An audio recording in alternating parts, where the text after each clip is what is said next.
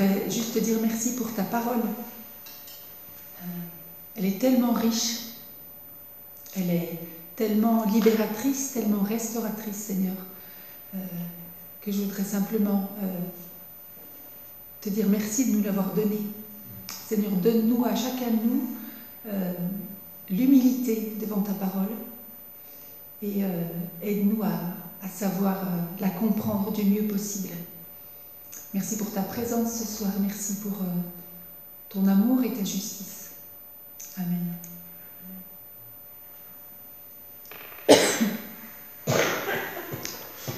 Voilà, donc la question 27 que vous voyez affichée au-dessus de moi.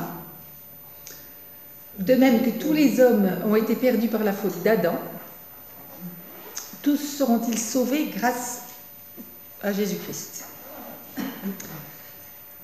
Réponse de Timothée Keller, non. Seuls seront sauvés ceux que Dieu a élus et unis à Christ par la foi. Cependant, dans sa miséricorde, Dieu manifeste aussi sa grâce commune à ceux qui ne sont pas élus, en limitant les conséquences du péché et en rendant possible la réalisation d'œuvres qui contribuent au bien-être des hommes. Et Timothée Keller cite ce verset de Romains 5, verset 17. « Si par un seul homme, par la faute d'un seul, la mort a régné, ceux qui reçoivent avec abondance la grâce et le don de la justice régneront à bien plus forte raison dans la vie par Jésus-Christ lui seul. » Alors ce soir, on va évoquer beaucoup de choses à travers ces quelques mots. On a parlé ces derniers mois, je t'en prie, du péché. On a essayé de définir la doctrine du péché, qui est une doctrine compliquée. On a parlé ensuite de la rédemption, cet acte de rachat. Puis on a parlé de la justification, c'est-à-dire ce qui nous permet de passer d'un état neutre à un état enfant de Dieu.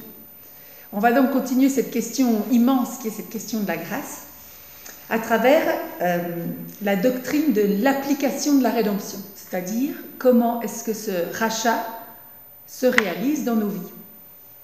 Comment est-ce qu'on passe de cette œuvre à la croix au fait qu'on soit sauvé. On va donc distinguer la grâce commune, dont le texte parle ici, de la grâce salvatrice, non pas qu'il y ait deux grâces, mais qu'il y ait deux manifestations de la même grâce de Dieu.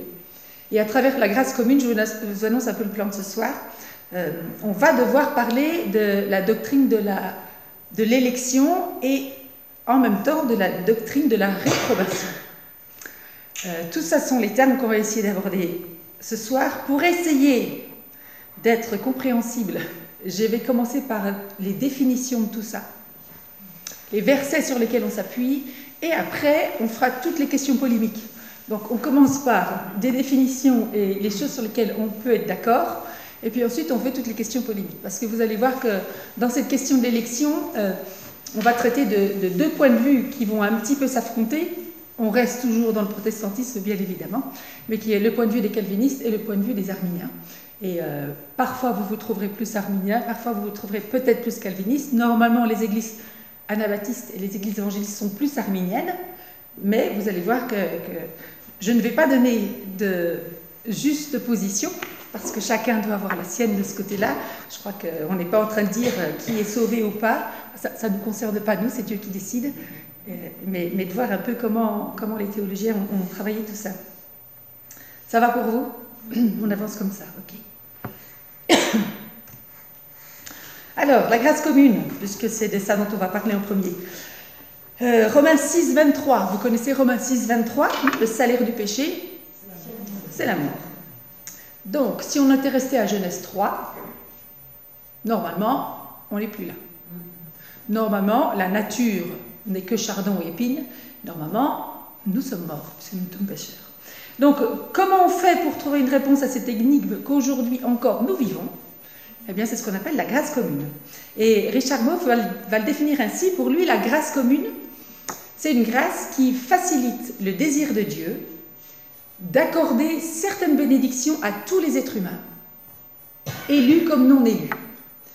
des bénédictions qui permettent aux chrétiens de coopérer avec les non-chrétiens et d'apprendre d'eux.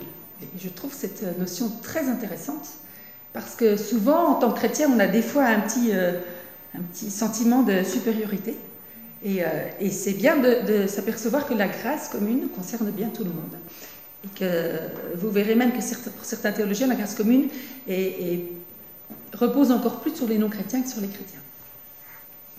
Pour Grudem, qui va donc défendre ce soir la position calviniste, pour Grudem, la grâce commune, c'est la grâce au nom de laquelle Dieu accorde aux humains d'innombrables bénédictions qui ne font pas partie du salut. Vous l'avez compris, commune signifie commun à tous les hommes. Ce qui est par opposition à la grâce salvatrice, c'est-à-dire celle qui va accorder le salut et qui va être accordée aux croyants seulement. Je vous l'ai dit, ce n'est pas de grâce, c'est seulement deux manifestations de la grâce de Dieu. Parce qu'effectivement, tous les êtres humains sont au bénéfice de la grâce de Dieu. Tous ne sont pas sauvés.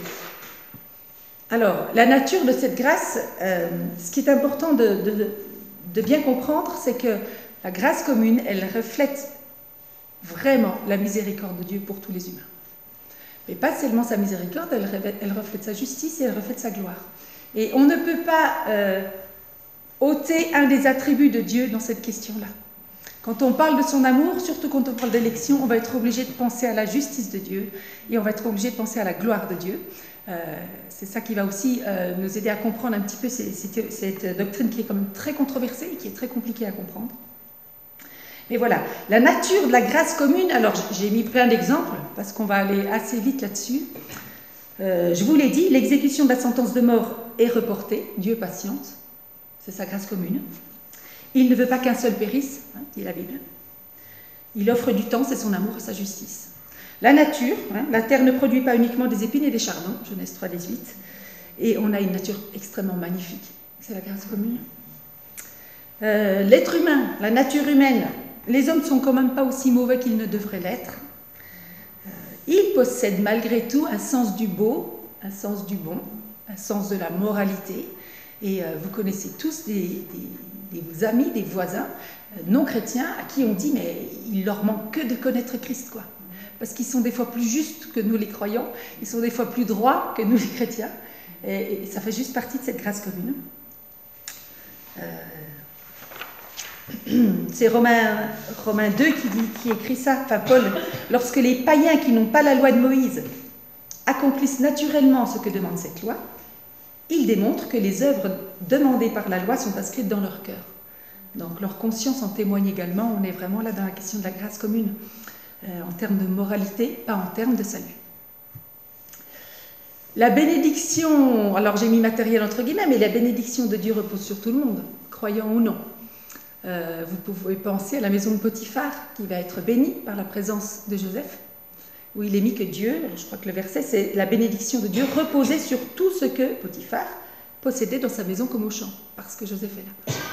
Donc on est, pour ceux qui nous rejoignent, on est en train de commencer par faire une distinction entre grâce commune et grâce salvatrice, et donc cette doctrine de l'élection. Est-ce qu'on est élu et choisi pour rencontrer Christ, en fait. Dans le domaine intellectuel, là encore, la grâce commune. Alors, Romains 1, 21 nous dit que nous avons tous une certaine conscience de l'existence de Dieu, même si l'intelligence est parfois obscurcie. Vous n'avez qu'à penser aux découvertes scientifiques, vous n'avez qu'à penser à ce que le cerveau humain est capable de penser et de créer. C'est la grâce commune. Dans le domaine artistique également, les talents qu'on peut voir. Dans le domaine sociétal, les structures sociales, vous pouvez penser aux institutions comme les associations de bénévoles, des choses comme ça. Il existe énormément de choses belles et bien faites pour le bien de l'homme et qui ne dépendent pas d'être chrétien ou pas. Dans le domaine relationnel, j'ai rajouté ça aussi, l'amitié. Et oui, l'amitié est une conséquence de la grâce commune. Pouvoir s'entendre, pouvoir créer de l'amitié les uns avec les autres. Le domaine de la foi également. Lorsqu'on prie pour ceux qui sont au pouvoir, on invoque la grâce commune de Dieu. Lorsqu'on prie pour nos amis qui sont malades, on invoque la grâce commune de Dieu, pas sa grâce salvatrice, hein, il y a une différence. Et d'ailleurs, on a des amis, des proches non chrétiens qui sont touchés par nos prières. Ça ne veut pas dire qu'ils sont sauvés, ça veut dire qu'ils sont touchés par cette grâce commune. Voilà. Donc pour Keller, nous devons être reconnaissants pour la grâce commune. Et peut-être que des fois on l'oublie. Nous devons être reconnaissants pour la grâce commune que Dieu accorde à toute la race humaine. Et nous devons comprendre que Dieu nous vient en aide, à nous, mais aussi au monde tout entier, par le biais de nombreuses personnes qui ne croient pas en lui. On prie souvent pour que Dieu dirige la main des chirurgiens quand on a quelqu'un qui passe par une opération. Ben, on est bien en train de parler de cette grâce commune. Et on ne doit pas oublier que Dieu utilise tout le monde pour notre bien et qui répond à nos prières par le biais de gens croyants. Donc voilà un peu ce qu'est la grâce commune. La différence avec la grâce salvatrice, on va la voir dans 3 axes. Ce sont les destinataires, je viens d'en parler un peu, les résultats et puis la source. Les destinataires de la grâce commune, bien c'est qu'elle est accordée à tous les hommes, alors que la grâce salvatrice est accordée aux croyants. Les résultats, elle en découle de ce qu'on vient de dire au-dessus, hein, c'est que la grâce commune n'aboutit aucunement au salut. La grâce commune ne change pas le cœur humain. Elle est impuissante à sauver. Par contre, elle peut prédisposer des cœurs. Et on entend des témoignages de gens qui ont été touchés par des prières, touchés par l'action de Dieu dans leur vie alors même qu'ils n'y croient pas. Donc elle peut prédisposer des cœurs humains, c'est ce que va dire Lloyd Jones, je crois que je l'ai mis là. Il ne s'agit pas d'une influence salvatrice ni d'une influence rédemptrice, on ne fait pas référence à l'œuvre de la croix, on fait référence à l'œuvre de la création, c'est-à-dire à l'amour de Dieu pour ses créatures, mais pas du tout à tout ce qui est l'œuvre de la croix. Donc elle n'a pas cette influence-là, mais elle participe néanmoins au dessein de Dieu si le Saint-Esprit n'agissait pas de la sorte parmi les hommes et les femmes. En raison de la chute et du péché, les êtres humains auraient sombré depuis longtemps dans le néant et l'oubli. Donc sa source, je viens d'en parler, hein, la grâce commune ne découle pas de la croix. Elle découle simplement de l'amour créateur de Dieu. Donc on est vraiment dans 2 manifestations très différentes. Et cette grâce commune est opposée à celle du salut. Tous les hommes qui sont au bénéfice de cette grâce commune ne sont pas au bénéfice du salut. Tous les hommes ne sont pas sauvés, affirme la Bible. Et ça pose question, hein, pour beaucoup. Alors pour les calvinistes, puisque Dieu a décidé de sauver certaines personnes, c'est qu'il a décidé de ne pas en sauver d'autres. C'est ce qu'on nomme la doctrine de la réprobation. C'est une doctrine calviniste, ce n'est pas une doctrine arminienne, mais vous allez voir qu'on va se rejoindre et attendez les questions polémiques pour essayer de comprendre comment on va se situer là au milieu. Donc, doctrine de la réprobation, définition selon Grudem toujours. Qu'est-ce que c'est que cette doctrine? Eh bien, c'est la décision souveraine prise par Dieu avant la création de laisser de côté certaines personnes, choisissant de ne pas les sauver, en quelque sorte à son corps défendant, mais de les punir pour leurs péchés et manifester par là sa justice. Je vous l'ai dit, c'est un des points de doctrine les plus difficiles à appréhender, parce que les conséquences, elles sont terribles et elles sont éternelles. En parlant de cette doctrine, Calvin va écrire « Je reconnais que ce décret doit nous effrayer » et il utilise là le mot « horribile » qui veut dire « créer de la terreur ». Donc Calvin lui-même se questionne par rapport à ce positionnement, mais voilà les versets qui soutiennent cette doctrine. Jude 1, verset 4, qui évoque des hommes dont la condamnation est depuis longtemps annoncée dans l'Écriture. Romains 11, 7, ce que le peuple d'Israël cherchait, il ne l'a pas trouvé. Seuls ceux que Dieu a choisis l'ont obtenu. Les autres ont été rendus incapables de comprendre.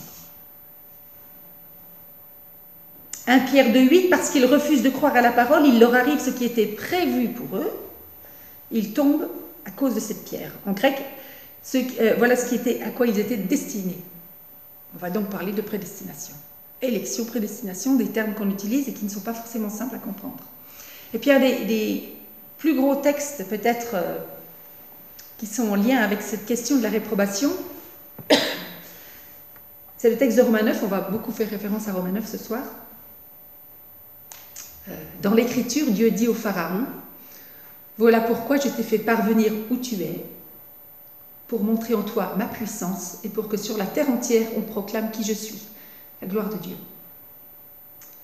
Ainsi donc Dieu fait grâce à qui il veut et il endurcit qui il veut. » Tu vas me dire, pourquoi alors Dieu fait-il encore des reproches, car qui n'a jamais pu résister à sa volonté? On va parler tout à l'heure de fatalisme. Mais qui es-tu donc, toi, homme, pour critiquer Dieu? L'ouvrage demandera-t-il à l'ouvrier, pourquoi m'as-tu fait ainsi? Le potier n'a-t-il pas le droit, à partir du même bloc d'argile, de fabriquer un pot d'usage noble et un autre pour l'usage courant? Et qu'as-tu à redire si Dieu a voulu montrer sa colère et faire connaître sa puissance, en supportant avec une immense patience ceux qui étaient les objets de sa colère, tout prêts pour la destruction? On est dans des passages trash, ce soir. Donc voilà quelques-uns des versets sur lesquels se base cette doctrine de la réprobation. Alors, première remarque, parce que je ne vais jamais répondre à vos questions. Je ne vais faire que des remarques par rapport à ce qu'on peut dire de ces textes. Je crois que chacun de nous doit vraiment voilà, essayer de trouver au mieux comment il s'y retrouve là-dedans. Même si on ne les comprend pas, ces textes font partie de la parole de Dieu. Ils sont donc vrais. Et on doit les considérer comme vrais. Et d'une certaine manière, on doit accepter que dans sa sagesse, la condamnation éternelle des incroyants est une manifestation de la justice de Dieu. Qu'on les comprenne ou pas, la condamnation des incroyants fait partie de la sagesse de Dieu, de sa souveraineté. Ce n'est pas parce qu'on ne le comprend pas, on en parlera plusieurs fois, qu'il n'y a pas une logique derrière, c'est celle de Dieu. Et je crois que ce point de doctrine met à mal, enfin c'est un des points de doctrine qui met le plus à mal notre capacité de raisonnement. Parce qu'on essaye toujours de comprendre Dieu et sa manière de penser et d'agir. Et là, on va faire face à beaucoup de choses qui vont nous mettre en difficulté. Donc voilà, première remarque, ces passages font partie de la parole de Dieu. Deuxième remarque, Dieu a-t-il vraiment choisi de ne pas sauver certaines personnes avant même de les créer? Et si oui, pourquoi les a-t-il créées? Il y en a beaucoup de mystères. Je dirais, et je crois que c'est ce que Philippe vous a dit le mois dernier, qu'il faut qu'on essaye de laisser la place libre à Dieu, parce que Dieu revient des fois sur certaines décisions. On le voit avec Ninive, on le voit avec Sodome et Gomorrhe, on le voit lorsqu'il est dans ce discours, ce dialogue avec Abraham. Je crois qu'il faut qu'on arrête de voir les choses figées, parce que Dieu ne fige pas les choses. Dieu ne change pas, Dieu est souverain, mais Dieu ne fige pas les choses, et nous, on a tendance à les figer pour mieux les comprendre. Mais voilà, osons laisser cette part de mystère, savoir comment Dieu agit. Et puis, troisième remarque, la doctrine de la réprobation ne peut se comprendre, elle ne peut pas se comprendre sans celle de l'élection. Je vais faire référence à un verset que vous connaissez bien, on parle de la malédiction sur 4 générations et de la bénédiction sur 1000 générations. Je crois qu'il faut qu'on essaye de mesurer ces doctrines de la réprobation et de l'élection dans ce même registre. C'est-à-dire que, et on va le voir, Dieu a pour objectif premier la bénédiction de l'homme. Il y a d'autres choses qui vont rentrer en jeu. Mais l'un ne peut pas se comprendre sans l'autre. Voilà un peu pour cette question de la grâce commune et de cette doctrine de la réprobation. On va donc passer à ce deuxième verset, cette grâce du salut. Qu'est-ce qu'elle est? Ce principe d'application du salut, qu'est-ce que c'est que cette élection? Pourquoi est-ce qu'on est choisi? Et en troisième point, on fera les questions polémiques entre ces deux doctrines. La grâce salvatrice. Alors, on est là dans la sotériologie, c'est-à-dire l'étude du salut. Et les luthériens, en 1720, vont utiliser pour la première fois ce mot, ordo salutis, pour parler de l'ordre du salut. C'est-à-dire que les théologiens vont essayer de faire une tentative de logique dans comment on est sauvé.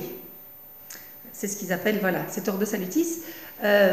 Cet ordre, il est basé sur Romains 9, les versets 28 à 30, et il va être plus ou moins, il va un petit peu changer en fonction des calvinistes, des luthériens, des arminianistes, etc. Mais en général, on retrouve la même chose, on n'est pas dans un ordre chronologique. On est dans un ordre logique, mais on n'est pas forcément dans de la chronologie. N'essayez pas de trouver... Enfin, il n'y a pas forcément ça. Par exemple, au niveau de la théologie catholique, on va retrouver dans cet ordre du salut les notions de purgatoire, entre le point 9 et 10, ou les notions de pénitence, au niveau de la vie chrétienne. Vous voyez donc que dans cet ordre du salut va définir la théologie. Et ça, c'est une théologie réformée, bien sûr. Donc, je vous ai donné cet ordre qui est donné par Wayne Grudem parce qu'il est à peu près identique chez les arméniens. J'ai mis des couleurs différentes. Pourquoi? Parce que pour Wayne Grudem, l'élection, c'est-à-dire Dieu nous a choisis, et on va lire plein de passages qui disent que Dieu nous a choisis, avant la fondation du monde, c'est ce que Paul va dire.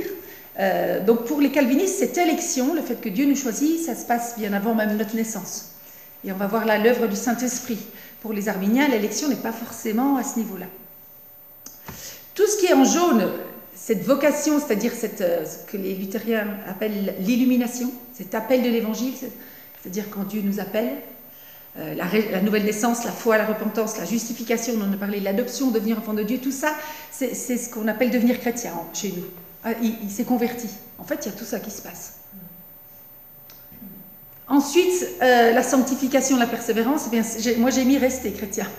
C'est-à-dire que le point de départ du christianisme, quand on se convertit, c'est le point de départ d'une nouvelle vie. Après, à nous de travailler avec le fruit de l'esprit, à être toujours plus semblable à Christ, et à nous de persévérer. L'Apocalypse est un livre sur la persévérance, par exemple.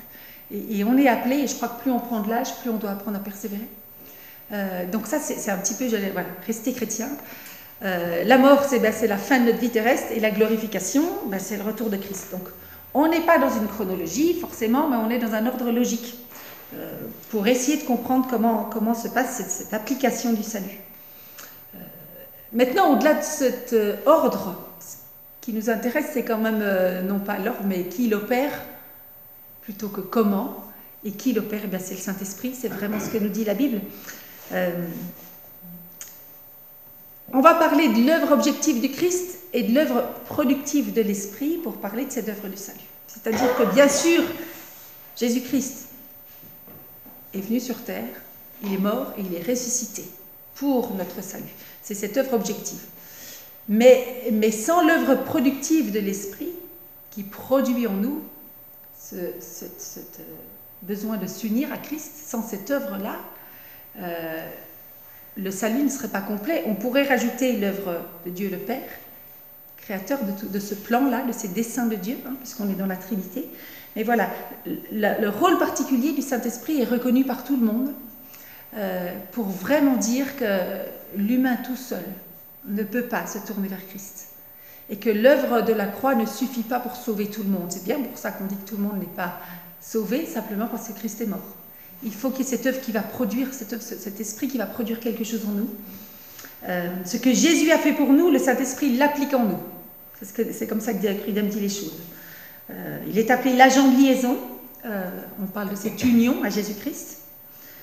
Alors c'est une union très compliquée à comprendre, cette union entre le Christ avec le Saint-Esprit, qui amène même jusqu'à la communion. Il y a beaucoup d'images dans la Bible pour parler de cette union à Jésus-Christ, de cette œuvre. Je ne sais pas si vous pensez à des images en particulier. Comment la Bible nous présente cette union avec Christ? On va parler du berger et de ses brebis, on va parler du roi et de ses serviteurs, il va parler du maître et de ses disciples, il va être parlé de... voilà, exactement, du mari et de l'épouse, il va être parlé du corps, de la tête et du corps. Il y a même cette image du vêtement, parce que le vêtement symbolise vraiment ce qui réunit les choses. Et le vêtement, c'est la raison sociale, c'est les sentiments profonds. C'est Colossiens 3 qui nous dit « Revêtez-vous de miséricorde ». Donc le vêtement est une image utilisée pour parler de cette union. Les luthériens, ils parlent d'union mystique, dans le sens expérimenter l'œuvre de Christ au salut, parce qu'il faut essayer de se l'approprier. Henri Blocher, il parle de l'union mystérieuse. Moi, je trouve que ça rejoint plus notre vocabulaire, mystérieuse, dans le sens où les plans de Dieu sont insondables pour nous. Mais une œuvre mystérieuse, une union mystérieuse qui se produit grâce au Saint-Esprit. Et c'est vraiment celle qui est importante de retenir. Bien sûr, on a Romains 8, 9 qui dit « Si quelqu'un n'a pas l'Esprit de Christ, il ne lui appartient pas ». Et je crois vraiment que dans nos discussions avec nos contemporains, quand les gens disent tout le monde est sauvé, ou quand on dit Dieu est mort pour tous, donc tout le monde, il nous aime tous, donc on sera tous sauvés, il ne faut pas oublier cette œuvre de l'Esprit qui va venir produire ce salut en nous, et il faudra qu'on l'accepte. Henri Blocher dit on ne peut pas séparer les élus de leur chef, Christ, dans la réflexion sur le décret de la rédemption. Cela ne signifie pas une union de fait, mais plus sobrement d'une union projetée, alors ça c'est du Henri Blocher, c'est compliqué, hein, dont la futurition est décidée, mais qui n'est pas encore. Pour faire plus simple, on est dans la tension biblique du déjà et pas encore.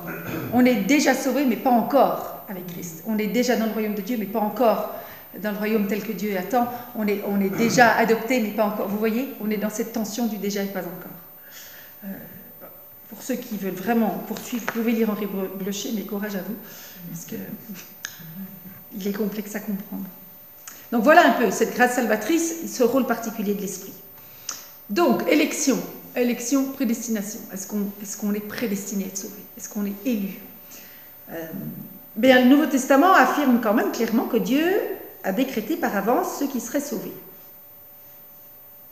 Éphésiens 1. Alors, j'ai pris des extraits, des passages du verset 4 à 12 pour aller quand même un peu plus vite. Mais vous pouvez lire tout le passage. En lui, donc en Christ, bien avant de poser les fondations du monde, il nous avait choisis pour que nous soyons saints. Là, Paul s'adresse à des croyants. Et chaque fois qu'il est parlé d'élection, les auteurs bibliques s'adressent à des croyants, pas à des hommes. Il nous avait choisis pour que nous soyons saints et sans reproche devant lui. Puisqu'il nous a aimés, il nous a destinés d'avance à être ses enfants qu'il voulait adopter par Jésus-Christ. Et c'est aussi en Christ que nous avons été choisis pour lui appartenir, conformément à ce qu'avait fixé celui qui met tout en œuvre, qui met en œuvre toute chose, selon l'intention qui inspire sa décision. Ainsi, nous avons été destinés d'avance à célébrer sa gloire, nous qui avons placé notre espérance dans le Messie. C'est Paul. Paul encore qui parle à Antioche, acte 13. Quand les non-juifs les entendirent parler, c'est la prédication de Paul et Barnabas. Quand les non-juifs les entendirent parler, ils furent remplis de joie, et tous ceux qui étaient destinés à la vie éternelle crurent. Romains 8, versets 28 et 30, nous savons en outre que Dieu fait concourir toutes choses au bien de ceux qu'il aime, de ceux qui ont été appelés conformément au plan divin. On est toujours dans ces versets en relation avec la volonté de Dieu, avec les desseins de Dieu, qui nous dépassent. En effet, ce que Dieu a connu d'avance, il les a aussi destinés d'avance à devenir conformes à l'image de son Fils. Ceux qu'il a ainsi destinés, il les a aussi appelés à lui, et ceux qu'il a ainsi appelés, il les a déclarés justes, et ceux qu'il a déclarés justes, il les a aussi conduits à sa gloire. Avant même de parler d'élection, moi je trouve que ce passage de Romains 8 est extrêmement rassurant, parce que tous se retrouvent dans chaque étape. Donc c'est quand même rassurant de savoir que ceux que Dieu a connus d'avance, ceux qu'il a destinés, ceux qu'il a appelés, sont aussi ceux qu'il a déclarés justes, sont aussi ceux qu'il a adoptés, sont aussi ceux qui arriveront à la gloire. Donc pas de panique, on ne peut pas être appelé un jour et ne pas aller jusqu'au bout du processus. Et moi je trouve ça très rassurant, parce que quand Dieu fait les choses, il les fait jusqu'au bout, il est l'alpha et l'oméga, c'est bien là aussi qu'on le retrouve. Et je trouve que ce verset doit vraiment nous encourager aussi, on en parlera peut-être à la fin, dans notre témoignage. C'est-à-dire que quand Dieu appelle quelqu'un, il va être sauvé. C'est la différence entre les élus et les sauvés. On est élus, mais tant qu'on n'a pas accepté Christ, on n'est pas encore sauvé. Mais Dieu fait ce processus, et on est tous, il n'y a pas de différence. Il n'y a pas que certains sont destinés, puis après certains seront appelés. Donc déjà, ça nous donne une image de cet amour de Dieu et de sa justice. Quand il appelle, le processus va jusqu'au bout. Quand il choisit. Alors, élection et prédestination. Élection. Comment on peut définir l'élection? Eh bien, un acte de Dieu. Alors ça, c'est le point de vue des calvinistes. L'élection, c'est un acte de Dieu avant la création, on l'a lu tout à l'heure, par lequel Dieu choisit certains pour être sauvés, non à cause de quelques mérites de leur part, qu'il aurait connu d'avance, mais uniquement selon son bon plaisir souverain. C'est ainsi que les calvinistes présentent le fait que certains sont élus, sont choisis et pas d'autres. Ça pose question, c'est vrai. Moi, j'ai rajouté cette définition, elle a été un peu modifiée par Florent Varac, qui est un théologien qui se rapproche plus de notre conception. Vous verrez qu'il ne change pas la forme et qui explique ce terme, le bon plaisir souverain. Parce que le bon plaisir de Dieu peut être vite compris comme un Dieu qui peut être cynique, un Dieu qui peut... Allez, c'est son bon plaisir. Et Florent Varac va rajouter un acte de Dieu, donc avant la création, par lequel il choisit certains, non à cause de leur mérite, mais uniquement selon une souveraineté compatible avec l'ensemble de ses attributs. Parce que quand on pense à la souveraineté de Dieu, il ne faut pas qu'on oublie qu'on a un Dieu d'amour, il ne faut pas qu'on oublie qu'on a un Dieu de miséricorde, il ne faut pas qu'on oublie qu'on a un Dieu de justice, il ne faut pas qu'on oublie qu'on a un Dieu de grâce. Il ne faut pas oublier tout ça, sinon on va vite réduire cette élection à, bon ben voilà, Inch'Allah, il a choisi certains, pas d'autres, le fatalisme, on en parle tout à l'heure. Dieu est saint, mais Dieu est juste, et Dieu est aimant, et le mal existe. On est dans ce qu'on appelle la théodicée, c'est-à-dire des choses qui, au niveau de notre cerveau, on a quand même beaucoup du mal à les mettre ensemble. Donc il faut beaucoup d'humilité pour parler de tout ça. Mais je crois qu'il est bon de savoir que la logique interne de Dieu, elle lui appartient. Et que ce n'est pas parce qu'on ne la comprend pas qu'il n'y en a pas. C'est Paul aussi qui dit « Sa folie est plus sage que ma plus grande sagesse ». Donc effectivement, Dieu a choisi certains pour être sauvés. C'est ce que la Bible nous dit.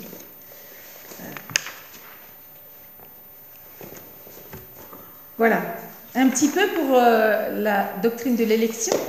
On est choisi, on est prédestiné par avance. Et cette doctrine de la réprobation, certains ne sont pas choisis. Ça va jusqu'à maintenant pour vous. Okay. Donc on va commencer les choses qui fâchent. Parce qu'effectivement, ça pose plein de questions. Alors j'espère que j'ai pris 5 questions. J'espère que vous allez retrouver vos questionnements dedans.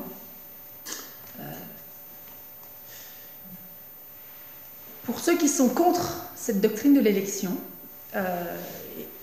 pour eux, dire que Dieu en a choisi certains, c'est finalement une vision très fataliste du monde, ou très mécaniste.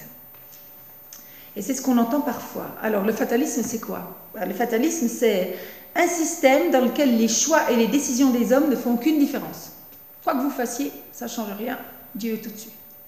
On est un peu là dans l'islam aussi, parfois. Ce qui doit arriver, arrivera. Alors, parfois, c'est un peu ce que défendent les calvinistes, c'est-à-dire que la souveraineté de Dieu est au-dessus, quoi qu'on fasse, arrivera. C'est ça que vont reprocher des fois les arméniens, c'est ce côté un petit peu fataliste. Le fatalisme, c'est un système qui annule notre humanité et qui nous ôte toute responsabilité morale. De toute façon, quoi qu'il se passe, c'est Dieu qui choisit. Est-ce que c'est une vision fataliste? La vision mécaniste, c'est plutôt un univers impersonnel dans lequel tout ce qui arrive a été déterminé il y a longtemps, dans un ordre et une logique implacable, et les choses sont déterminées et elles se passent. Ça nous fait penser un petit peu, alors là, on devient des robots. Hein. On devient des robots et puis on n'est pas des êtres vivants. Donc, c'est l'argument de ceux qui sont contre cette doctrine. Voilà, quand on parle d'élection, finalement, on est des robots. Finalement, on n'a aucun choix. On parlera de libre arbitre tout à l'heure. Quelles sont les objections qu'on peut apporter pour cette question? Parce qu'on a 3 objections. Non, l'élection n'est pas une vision fataliste du monde. Et non, ce n'est pas une vision mécaniste non plus. Et la première objection, c'est qu'on a un Dieu de relation personnelle. Le salut, qu'il soit personnel ou collectif, le salut est toujours englobé dans une relation. On dit souvent, hein, on n'a pas un Dieu de religion, on a un Dieu de relation. On n'est pas dans une vision fataliste, on n'est pas dans quelque chose qui se passerait loin de nous. Éphésiens 1,5, puisqu'il nous a aimés, il nous a destinés par avance. Ce n'est pas simplement il nous a destinés et point barre. Puisqu'il nous a aimés, il nous a destinés par avance à être ses enfants. On a derrière le plan de cette grande histoire, hein, Mathieu Sanders nous rappelait, création, chute et rédemption. On a dans ce plan global, on a vraiment un amour, un Dieu d'amour. Donc on n'est pas dans une vision fataliste. Il y a vraiment cet amour qu'il y a derrière. Donc non, on n'est pas là-dedans. On est des êtres doués de volonté propre. On n'est pas des machines. Dieu nous invite à le rejoindre. Dieu invite chaque homme à le rejoindre. Venez à moi, vous tous qui êtes fatigués et chargés, je vous donnerai du repos. Que celui qui a soif vienne boire. Il y a beaucoup de versets où Dieu nous dit venez, c'est-à-dire vous avez des choix à faire en fait. Et on fait des choix conscients, on fait des vrais choix qui ont un impact sur notre vie. Ben, ça concerne aussi le salut. On a un choix à faire. Et notre décision personnelle de croire ou pas croire aura de ses conséquences éternelles. Donc on n'est pas des machines, on est des êtres doués de volonté propre. Ça, c'est sûr. Et puis, en parlant de cette question, on est obligé de parler de la souveraineté de Dieu. La doctrine de l'élection n'est pas fataliste, parce que Dieu, bien que souverain, et on va définir la souveraineté, a décidé que sa souveraineté passerait par les moyens humains. Il fait avec nous, en fait. Et ça, c'est quand même compliqué à comprendre pour nous. C'est comme quand une maman fait un gâteau avec son enfant de 4 ans et elle sait qu'il y aura la moitié par terre et elle sait que ça va mettre 4 heures alors qu'elle voulait elle avec 20 minutes et elle sait que le résultat elle va faire avec, par amour, pas parce que le gâteau sera meilleur mais par amour et l'image elle est très faible mais quelque part c'est ça, la souveraineté de Dieu elle passe par nous, c'est-à-dire que, et ça c'est quand même assez fou quoi, pour ce qui est du salut Dieu a choisi et il a décidé que ça passerait par nos prières. Il a choisi et décidé que ça passerait par l'annonce de l'évangile. Il pouvait faire sans nous, mais il a choisi de passer par ça. Que ça passerait par le témoignage de l'Église et par l'amour des chrétiens. Ça signifie que la doctrine de l'élection me porte à l'action. Et en même temps qu'elle me permet de dormir tranquille. Et ça, c'est pas du tout la vision fataliste. Parce que quand on est fataliste, on ne dort pas tranquillement en fait. On a une part à faire et même si on l'a fait, ça ne change rien, donc on ne dort pas tranquillement. Donc vous voyez qu'on est vraiment, vraiment loin de tout ça. Quand on parle de souveraineté d'un pays, on dit que les autres États n'ont pas le droit de s'immiscer dans les affaires intérieures de ce pays. Je crois qu'on est en plein dans l'actualité. Maintenant, le mot souveraineté a une définition théologique et pas que au niveau des États. Pas au niveau politique seulement. Et quand on parle de la souveraineté de Dieu, voilà ce qu'on dit, c'est que Dieu est le Seigneur, il règne sur l'univers qu'il a créé, il conduit chaque événement en vue de l'accomplissement de son plan. Donc, malgré cette souveraineté, Dieu l'a fait passer par moi. C'est assez fou, hein. Si Dieu est souverain, il est dans tous les domaines, y compris au niveau du salut. Et mon salut passe par Dieu de A à Z, mais il va faire avec nous. Florent Varac utilise un parallèle pour mieux comprendre, vous allez le comprendre tout de suite, ce sont les élections, parce qu'on est aussi dans cette actualité. Qui va élire le prochain président de la République en France? C'est nous, le peuple français. Hein, on va bien délibérément aller voter ou pas, et choisir, on est bien dans des êtres doués de volonté propre. Mais quand on est croyant, qui va vraiment permettre que tel homme accède au pouvoir, c'est quand même bien Dieu. Et c'est Daniel 2 qui le dit, à Dieu appartient la sagesse et la force, c'est lui qui change les temps et les circonstances, qui renverse les rois, qui établit les rois, qui donne la sagesse aux sages et la science à ceux qui ont l'intelligence. Donc, on a cette vision que Dieu va permettre de mettre au pouvoir en France le prochain président. Et ça passe quand même par l'élection du peuple français. On ne peut pas rester chez soi et dire merci Seigneur, tu vas nous mettre un président en place, quoi. Et ça, Florent Varac qui dit que l'interaction entre le divin et l'humain est compatible. Et ça, c'est très étrange pour nous. Parce que pour nous, soit c'est Dieu, soit c'est nous. Et on a beaucoup de mal à mettre les deux choses en même temps, mais ça, c'est vraiment ce que Paul va défendre dans ses écrits. Et là, il va totalement au contraire de cette notion du destin dans la mythologie grecque, où de toute façon, quoi qu'il se passe, c'est Dieu qui décide. Donc c'est très novateur au moment où il l'écrit. Mais aujourd'hui encore, 2000 ans après, on a quand même du mal à comprendre ce que c'est que cette souveraineté de Dieu. Mais elle fait partie de cette question de l'élection. Donc non, l'élection, être choisi, ce n'est pas une vision fataliste du monde. Il met tout en œuvre conformément aux décisions de sa volonté. Ouais. Deuxième question, est notre libre arbitre là-dedans? La question du libre arbitre, elle est très complexe en fait. Hein. Le libre arbitre, c'est la faculté qu'a l'être humain de se déterminer librement et par lui seul à agir et à penser. les arminiens vont défendre le libre arbitre, au-delà de la prédestination. C'est-à-dire que pour eux, dans la théologie arminienne, Dieu veut nous sauver, mais notre libre arbitre compte, plus il va nous laisser libres de choisir. Pour les calvinistes, c'est la part de Dieu et son bon plaisir qui va être au-dessus, sa gloire. Donc là, on est dans deux conceptions différentes, mais cette question du libre arbitre, elle est très compliquée. Alors le libre arbitre, ça vient d'Erasme, hein, qui est un peu un contemporain de Luther. En fait, si le libre arbitre, c'est le contraire du fatalisme. Donc, on a un libre arbitre, on est seul à agir et à penser, donc ce point de doctrine, on ne peut pas le défendre, parce qu'on a ce libre arbitre. Ça, c'est quelque part Erasme qui va le dire. Mais voilà, si j'ai un libre arbitre, et que ce libre arbitre me fait choisir Dieu, au final, je suis quand même en train de dire que la décision m'appartient, et donc que le salut est lié à mon mérite.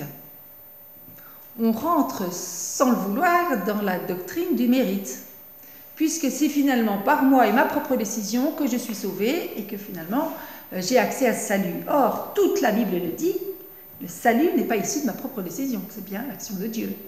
Éphésiens 2,8, c'est par la grâce que vous êtes sauvés, par le moyen de la foi.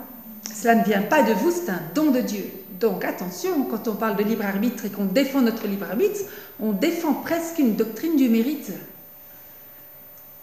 Et face à Erasme, on va avoir Martin Luther, qui lui va parler de serre arbitre. Parce que pour lui, depuis l'apparition du péché, aucun être humain n'est libre de penser. Et que nous sommes sous l'influence du péché. Moi, je me souviens de discussions avec des voisins qui disaient vraiment qu'ils ne voulaient pas mettre leurs enfants, ils voulaient pas que leurs enfants entrent dans une église avant qu'ils aient l'âge de raisonner d'eux-mêmes pour pas qu'ils soient influencés. Mais finalement, ne pas les mettre, c'est aussi les influencer. Donc, on met des fois l'influence où on veut, mais on est influencé. Quoi qu'on fasse, on est influencé. Le fait que je donne pour l'Ukraine, c'est bien cette politique, ces médias qui me donnent cette envie de donner aujourd'hui. Le fait que je me dise qu'il faut absolument que j'achète cette dernière glace, c'est bien la pub qui me dit que j'ai envie de l'acheter. Donc on est influencé quoi qu'on veuille. Et c'est pour ça que Luther va parler de ce serre arbitre. Et il dit, au travers de cette expression, oh, mais je ne l'ai pas noté. Alors, mince. Alors, pardon. Je vais revenir dessus. Voilà. Luther, il dit, abandonné à ses propres forces et livré à ses propres ressources, l'homme est incapable de dire oui à Dieu. Souvenez-vous, on a parlé du Saint-Esprit tout à l'heure. Il faut vraiment que l'Esprit travaille son cœur, le régénère, le libère et lui donne de dire oui. Mais le oui sera inextricablement le sien et celui de l'Esprit. Je crois vraiment qu'on peut parler de choix véritable sans que ce soit un choix libre absolu. On n'est pas vraiment libre dans nos choix. Et que ce n'est pas parce que nos choix sont influencés qu'ils ne sont pas véritables ou valables. Nos choix sont valables, nos choix sont véritables, nos choix sont propres et personnels, mais il y a une influence, on l'a vu au tout début de nos points de doctrine, on est soit esclave de Dieu, soit esclave du péché.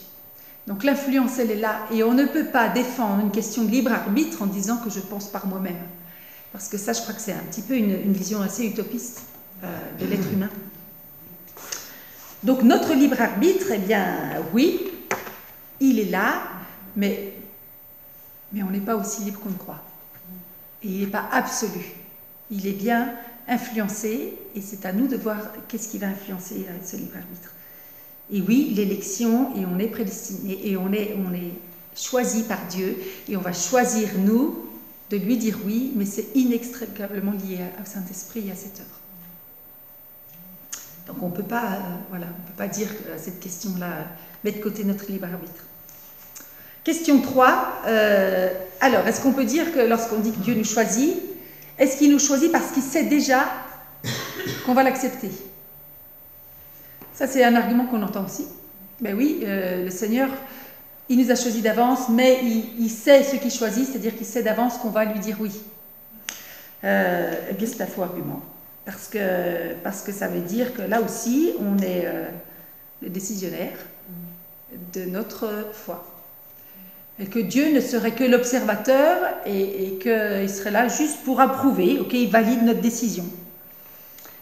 Pour le dire autrement, si on a cet argument-là, l'élection basée sur quelque chose de bon en moi, la foi, marque le début du salut par le mérite. On retombe dans cette question du mérite. Et on y retombe tellement plus souvent qu'on ne croit, en fait, quand on essaye de comprendre ça. Parce que c'est pas parce que je vais un jour décider de donner ma vie à Christ que c'est pour ça que je suis sauvée, parce que alors là, vraiment, c'est du mérite. Donc on ne peut pas dire que, oui, Dieu a choisi ceux qui sauraient le sauver. Ce serait trop dangereux de dire ça. Je crois que c'est un type de raisonnement qui réduit vraiment la gloire de Dieu. Les théologiens parlent de salut inconditionnel, c'est-à-dire qu'il n'est pas basé sur une condition que l'homme est bon ou pas.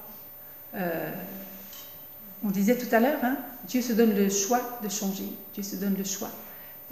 Voilà. Et c'est pas parce qu'on est meilleur que d'autres, vraiment, vraiment pas. C'est un peu ce qu'il a dit par rapport au choix de Jacob, hein, au détriment d'Ésaü. Hein. Dieu a accompli un plan dans son libre choix qui dépend non des actions des hommes, mais uniquement de sa volonté. Je ne vais pas le lire en entier, mais on ne peut pas avoir ça comme argument, de dire Dieu choisit ceux dont il sait qu'ils vont avoir la foi, parce qu'on retombe dans du mérite. Et je crois vraiment que la doctrine de l'élection, pour la comprendre, il faut vraiment qu'on la décale de cette notion du mérite. On est dans la souveraineté de Dieu et on ne comprend pas toujours tout. Mais il nous a choisis, et ce qui est rassurant, c'est que s'il nous a choisis, qu'il nous a prédestinés, il nous a choisis aussi pour être enfants de Dieu, pour être adoptés, pour être justifiés et pour arriver à la gloire. Non. Donc c'est ça qu'il faut qu'on retienne surtout. Quatrième question, la prédestination est-elle donc injuste? Donc il y en a qui sont choisis, et ceux qui sont les non-croyants, c'est injuste pour eux. Non. Parce que dans la Bible, chaque fois que quelqu'un ne croit pas, c'est sur lui qu'incombe la faute. Dieu ne peut pas être tenu pour responsable du péché. Donc il ne peut pas être tenu pour une condamnation éternelle. Et chaque fois que vous avez des versets, il y en a beaucoup, il est montré que c'est les non-croyants qui refusent de croire. Alors oui, on a des passages très énigmatiques, où Dieu va durcir le cœur de Pharaon, par exemple. Ça, c'est vrai. Et je ne prétends pas expliquer tout. Hein. Mais la Bible l'affirme, et si on veut affirmer que Dieu n'est pas à l'origine du péché, on ne peut pas affirmer que la réprobation lui incombe. Matthieu 23, 37, Jérusalem, Jérusalem, toi qui fais mourir les prophètes et qui tues à coups de pierre ce que Dieu t'envoie, combien de fois j'ai voulu rassembler tes habitants? Comme une poule rassemble ses poussins, mais vous ne l'avez pas voulu. Combien de fois l'Éternel appelle? Donc non, ce n'est pas une injustice. D'ailleurs, on n'a pas le droit de mettre en doute la justice de Dieu parce qu'on ne la comprend pas. Il y a des choses qu'on ne peut pas remettre en question, c'est tout le livre de Job. Hein. Toutes les réponses de Dieu à Job vont être « mais qui es-tu » C'est ce qu'on a lu aussi tout à l'heure. Est-ce que la poterie se prend pour qui? Face au potier? Toi qui es créature, pour qui te prends-tu face au Créateur? Donc on n'a pas le droit de remettre en question cette justice. Dieu est juste et il est amour et le mal existe. On n'arrive pas dans notre cerveau à mettre ces trois choses ensemble, mais Dieu y arrive. Donc ne remettons pas en question la justice de Dieu. On l'a vu tout à l'heure, je vais aller plus vite. Et surtout, Dieu ne doit rien à l'homme, et surtout pas la grâce. Vous savez ce qui serait juste, c'est qu'on meurt tous. Ça, ce serait juste, parce que nous sommes tous pécheurs, et qu'on a tous trahi Christ. Donc, si on veut parler de justice, on est tous perdus. Et l'élection est profondément injuste. Et la grâce est profondément injuste. Donc ce serait juste que Dieu nous punisse tous, comme il l'a fait pour les anges, hein, c'est ce qui est dit dans 2 Pierre 2,4 pour les anges dessus, mais il serait parfaitement juste qu'il ne sauve aucun pécheur. Alors en sauvant ne serait-ce qu'un seul homme, il montre sa grâce. Et il faut qu'on arrête de voir qu'il est injuste parce que certains ne sont pas sauvés. La grâce est profondément injuste, l'élection est profondément injuste, c'est bien pour ça que ça s'appelle la grâce. Et on a pourtant un Dieu très juste. Notre salut ne dépend pas de notre amour pour Dieu, mais de l'amour de Dieu pour nous. Vraiment, je crois que ce point de doctrine nous ramène à beaucoup d'humilité, en fait. beaucoup, beaucoup d'humilité, ne serait-ce que pour penser le rapport des autres avec Dieu, ben lui il est sauvé, il n'est pas sauvé. Ça ne nous regarde pas en fait. On a déjà assez à faire entre nous et lui.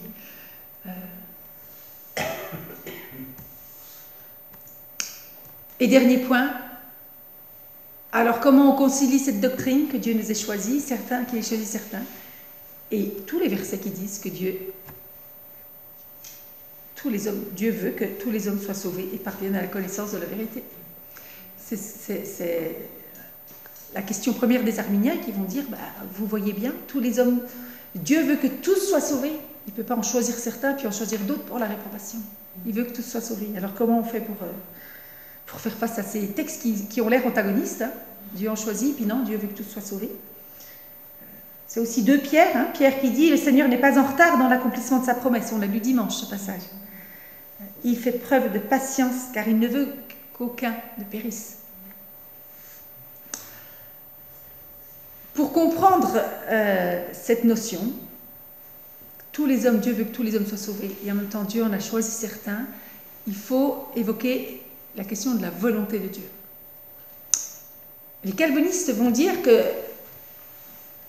il faut parler non pas de 2 volontés, mais de 2 manifestations de la volonté de Dieu. Ce qu'ils appellent la volonté révélée ou perceptive, c'est-à-dire ce que Dieu désire, ce qu'il attend de la part de ses créatures, ce qui nous est révélé dans la parole, il veut que tous soient sauvés. Ça, c'est ce qu'il nous révèle, quoi. Et il nous le dit, et c'est son plan de salut, et on l'a vraiment dans la nature autour de nous, et on l'a dans ses textes, ça, c'est ce qu'il nous révèle. Et puis, ce qu'ils appellent la volonté cachée ou décrétive, c'est-à-dire les décrets de Dieu, les desseins de Dieu, ce qu'il a décidé de toute éternité, et dont on n'est pas forcément au courant, parce que Dieu n'est pas obligé de tout nous dire. Et nous, on aimerait bien tout comprendre. Et les calvinistes disent, oui, on est face à ces 2 points de vue. Ils parlent même parfois de volonté permissive, c'est-à-dire qu'il a permis le péché, il a permis le mal. Allez-y pour comprendre pourquoi. Donc voilà, il y a des choses qu'on ne sait pas, c'est ces décrets, c'est ce côté insondable de Dieu. Et puis il y a ce qu'on sait, et oui, il veut que tous parviennent à la vérité, ça fait partie de son plan, c'est vrai. Voilà, c'est le choix de Dieu dans sa grâce souveraine. La confession de foi de Westminster va écrire de toute éternité, et selon le très sage et saint conseil de sa propre volonté, Dieu a librement et immuablement ordonné tout ce qui arrive. En rapport avec Éphésiens 1:11, de telle manière cependant que Dieu n'est pas l'auteur du péché, qu'il ne fait pas violence à la volonté des créatures, et que leur liberté ou la contingence des causes secondes sont bien plutôt établies qu'exclues. On est là vraiment dans la question de cette volonté qu'on ne connaît pas totalement. La théologie arminienne va s'opposer un peu à ces différences de volonté. Pour eux, il n'y a qu'une seule volonté, on ne peut pas en avoir plusieurs. Par contre, pour les arminiens, il existe chez Dieu une volonté plus forte que celle du salut, c'est celle du libre arbitre. Finalement, ils reviennent à dire qu'il y a 2 volontés. Mais voilà, vous saurez si vous êtes arminien ou calviniste, de ce côté, point de vue de la doctrine de l'élection seulement, c'est que pour les arminiens, la préservation du libre arbitre de l'homme passe avant le salut de l'homme, c'est-à-dire que Dieu veut qu'on soit tous sauvés, mais il nous laisse le choix. C'est là le point de vue des arminiens. Et les calvinistes vont dire la propre gloire de Dieu est prioritaire au salut des hommes. Donc oui, il veut qu'on soit sauvés, mais sa gloire, c'est sa première volonté. Et sa gloire peut passer parfois par le non-salut des hommes. On a été créé pour la gloire de Dieu, c'est quand même ce que dit la Bible aussi. Donc, suivant le point que vous mettez en parallèle, eh bien, voilà où on se situe par rapport à cette doctrine de l'élection. Ce sont juste des conceptions peut-être un peu différentes, mais... Voilà un peu ce que je voulais aborder avec vous. Je vais vous résumer vraiment très succinctement tout ce que j'ai dit, parce que je crois qu'il y a des choses qu'il faut qu'on retienne, d'autres qui font partie des débats théologiques. Vous pouvez lire, je peux vous passer tous les livres que vous voulez, dont ceux que je n'ai même pas lus, parce qu'ils sont trop compliqués pour moi par rapport à ces questions. Mais voilà, qu'est-ce qu'il faut retenir de ça, le fait que certains soient sauvés ou pas? En fait, c'est des processus différents. Dans la Bible, l'élection au salut, c'est un acte délibéré de Dieu. C'est Dieu qui veut sauver l'homme. Et c'est Dieu qui décide de ce salut, par amour. C'est à lui que revient ce mérite, on l'a dit. La raison de l'élection réside en Dieu. Par contre, la raison de la condamnation du péché, elle revient toujours aux hommes dans la Bible. Parce que vous n'avez pas voulu. Il y a ce verset que je n'ai pas lu tout à l'heure, qui est d'Ézéchiel 33. On va le voir tout à l'heure, je crois. Que ça rend triste Dieu. Le fait que tout le monde ne vienne pas à lui. En tout cas, Dieu ne peut jamais être tenu pour responsable du péché. On l'a dit tout à l'heure. Il n'est pas donc responsable de la condamnation des hommes. L'élection est un acte qui réjouit le cœur de Dieu. La condamnation éternelle l'attriste profondément. Ézéchiel 33, 11, aussi vrai que je suis vivant, le Seigneur, l'Éternel le déclare, je ne prends aucun plaisir à la mort du méchant. Je désire qu'il abandonne sa conduite et qu'il vive. Donc on ne peut pas mettre sur les mêmes registres les deux choses. Moi, ça m'a fait me poser cette question, c'est est-ce que moi je ressens cette tristesse profonde quand à côté de moi j'ai une amie que je vois refuser le plan de salut. Et je trouve que des fois je m'habitue vraiment au fait que certains refusent. Or, on voit dans cette Bible partout combien Jésus a un cœur rempli de compassion, ému de compassion devant ses foules qui ne croient pas. Combien il est attristé par le fait que certains vont être condamnés. Donc, ce n'est pas quelque chose qui le réjouit. Et ce ne sera jamais quelque chose qui le réjouit. L'élection procède de la grâce de Dieu, la réprobation procède de sa justice. Sa justice devrait être qu'on soit tous morts, en fait. Donc, sachons accepter et remercier Dieu à la fois pour sa compassion et pour sa justice, même si on ne comprend pas ses décrets, sa volonté décrétive.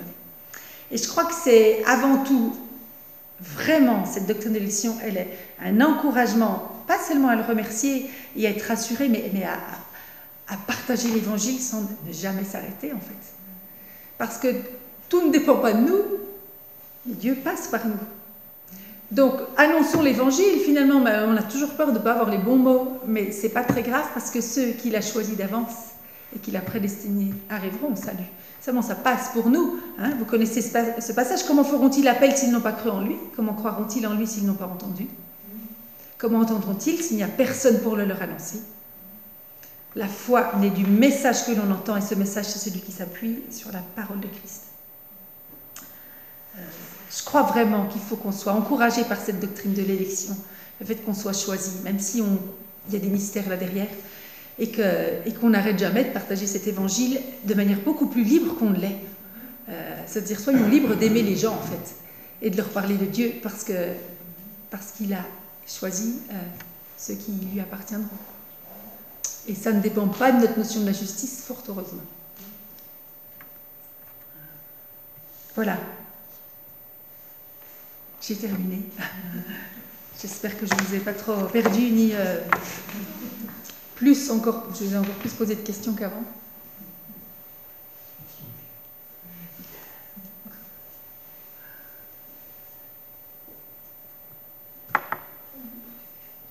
Ça vous laisse dubitatif? Oui.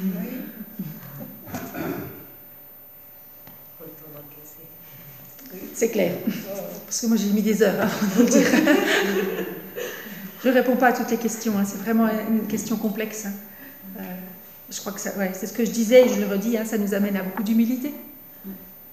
Dans cette question de Dieu sauve qui, et beaucoup d'humilité puis beaucoup de reconnaissance, en fait. Donc, je ne sais pas si quelqu'un veut prier pour terminer, parce que moi, j'ai bien assez parlé, là. Je voulais juste vous demander pour le libre arbitre, le serf-arbitre. Oui. Moi, j'ai jamais entendu ce terme. Ce terme de Luther, serf dans le sens servitude. Dans le sens servitude, ouais. Ça vient de les serfs, au temps du Moyen-Âge, qui sont les serviteurs, ils sont les esclaves, en fait. Ouais. Donc, c'est une notion d'un libre arbitre qui n'est pas du tout libre, qui est plutôt esclave. Ok, d'accord. C'est en rapport avec le Moyen-Âge, le vocabulaire du Moyen-Âge.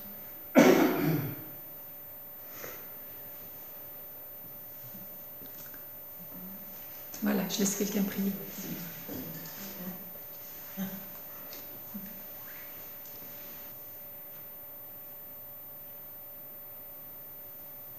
Seigneur, ta parole est la vérité. Ta vérité. Ce soir, à certains moments, j'avais cette impression de voir une vérité qui t'appartenait et une autre vérité qui s'opposait à ce que tu venais de dire. Seigneur, je veux te dire qu'on a vraiment besoin de ta grâce pour comprendre, pour la vivre, pour l'aimer. Ce soir encore, Seigneur, tu nous donnes un élément de plus, justement, pour aimer ta parole, aimer Jésus-Christ, parole faite chair. Merci de bénir Mireille pour ses recherches et les frères et sœurs qui ont cette responsabilité d'apporter des messages.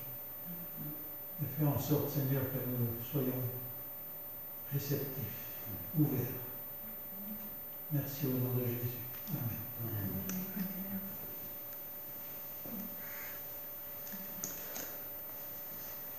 Voilà, bonne soirée, bonne nuit.